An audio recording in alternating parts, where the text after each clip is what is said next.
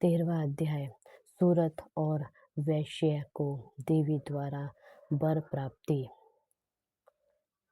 तत्पश्चात ऋषि बोले, हे राजन, मैंने तुमसे देवी के इस उत्तम महत्व का कथन किया। इस सृष्टि की धारित्री देवी की ऐसी ही महिमा है। उन्हीं के द्वारा ज्ञान का विकास होता है।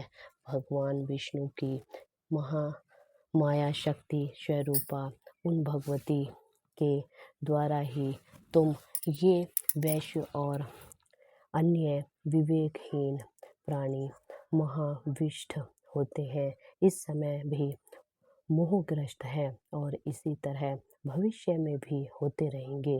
हे महाराज, उन्हीं परमेश्वरी के तुम शरणापात्र हो। अपने उपासकों को वे भोग स्वर्ग अर्थात अंत में मोक्ष लाभ प्राप्त कराती हैं। तब मार्कंडेय जी मुनि ने कहा, उत्तम व्रतधारी महाभाग महर्षि मेधाऋषि से ऐसी बात सुनकर राजा सूरत ने अपने उन्हें प्रणाम किया। राज्य भ्रष्ट होने के कारण वे अत्यंत क्षुब्ध एवं मोहासक्त हो गए थे। महामुनि इसके बाद राजा सूरत और वैश्य उसी क्षण विरक्त होकर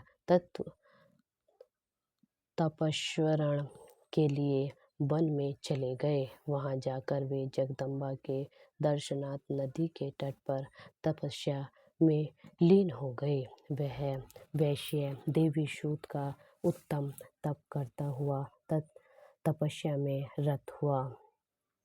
वे दोनों ही साधक नदी के तीर पर देवी की मृण्मयी मूर्ति स्थापित कर उनके पुष्प धूप और होमादि कर्म के द्वारा उपासना में लग गए। सबसे पहले उन दोनों ने अपने आहार को स्वलप कर दिया। तदंतर उपवास करके एकाग्र चित्त से देवी का ध्यान करने लगे।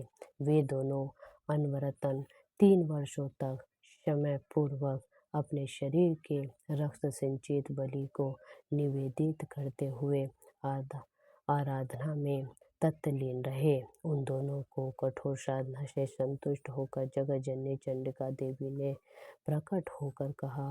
देवी ने कहा, हे राजन तथा अपने वंश को हर्षित करने वाले वैश्य, तुम लोगों की जो भी वांछा हो वह मुझसे मांग लो। मैं तुम दोनों को प्रसन्न हूँ, अतः तुम्हारे लिए मेरे पास कुछ भी अद्य नहीं है। तब मार्कंडेय जी मुनि ने कहा, राजा ने देवी की बात सुनकर पुनर्जन्म में अखंड राज्य सुख भोग करने पर वर तथा वर्तमान जन्म में भी शत्रु के सैनिक समूह को परास्त करके पुनः राज्य हस्तगत करने का वरदान प्राप्त किया। वैश्य बहुत ही बुद्धिमान व्यक्ति था।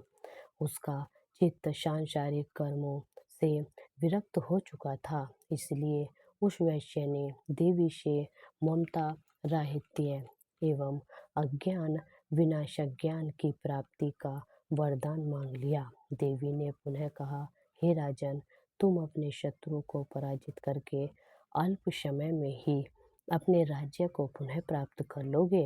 अब इस राज्य पर तुम्हारा स्थायित्व प्रभुत्व रहेगा। तुम मृत्यु के बाद सूर्य देव के अंश से जन्म ग्रहण करके इस भूलोक में सार्वणिक मनु के नाम से प्रसिद्ध होगे। हे वैश्य श्रेष्ठ, तुमने मुझसे जिस वर प्राप्ति की कामना की है उसे भी मैं तुम्हें सहर्ष देती हूँ। तुम्हें मोक्ष लाभ के हेतु ज्ञान की उपलब्धि होगी।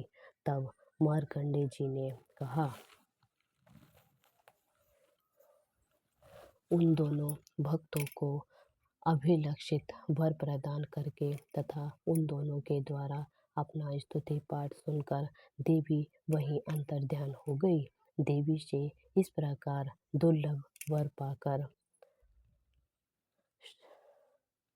क्षत्रियों में श्रेष्ठ सुरथ नाम राजा सूर्य के अंश से उत्पन्न हो भविष्य में सार्वणिक मनु के नाम से विख्यात हुए।